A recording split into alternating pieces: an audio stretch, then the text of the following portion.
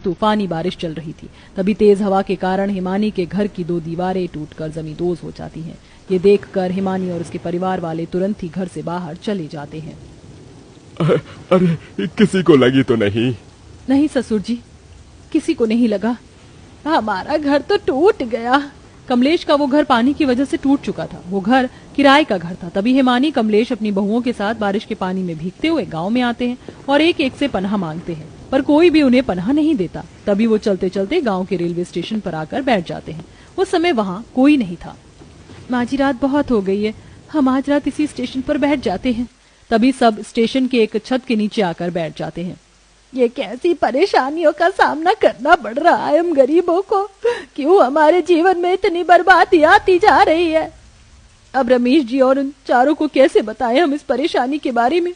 सब उस स्टेशन पर भूखे परेशान बैठे रहे और इधर रमेश और उसके भाइयों को इस हादसे के बारे में कोई खबर ही नहीं थी, क्योंकि हिमानी और उसके परिवार वालों के पास कोई फोन नहीं था और उन्हें रमेश का नंबर भी नहीं पता था कि वो उससे संपर्क कर सके। इसी तरह पूरी रात बीत जाती है। अगले दिन सवेरे बारिश के पानी में भीगने से कमलेश को काफी तेज बुखार आ चुका था। अरे इन्हें तो कितना तेज बुखार आ गया है। तभी वहां रेलवे का एक कर्मचारी आता है। कौन हो तुम लोग और यहाँ क्यों बैठे हो? चलो निकलो यहाँ से।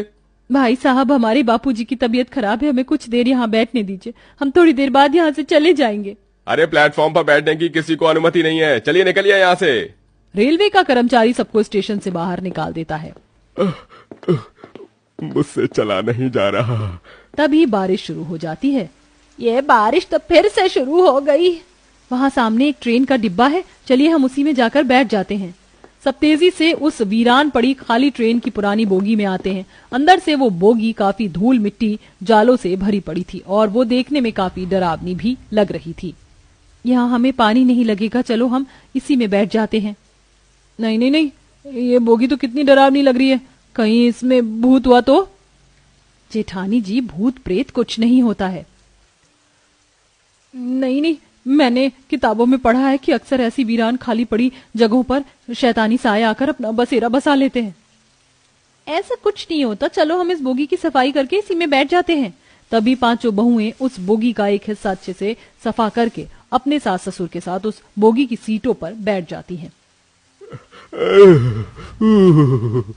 मुझे बहुत ठंड लग रही है हिमानी, खिड़कियां बंद कर दो। उस पुरानी बोगी की सारी खिड़कियां टूटी हुई थी।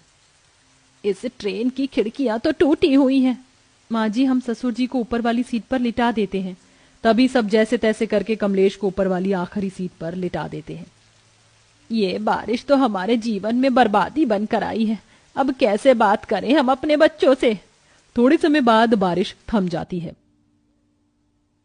जेठानी जी, चलिए हम बाहर से कुछ खाने को ले आते हैं, कल से माँ जी ससुर जी भी भूखे हैं।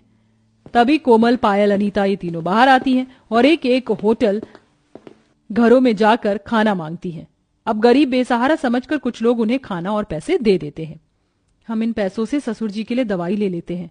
तभी तीनों अपने पास के भीख मांगे पैसों से दवाई और खाना लेकर बोगी में आते हैं और अपने परिवार के साथ वो थोड़ा खाना खाने लगते हैं।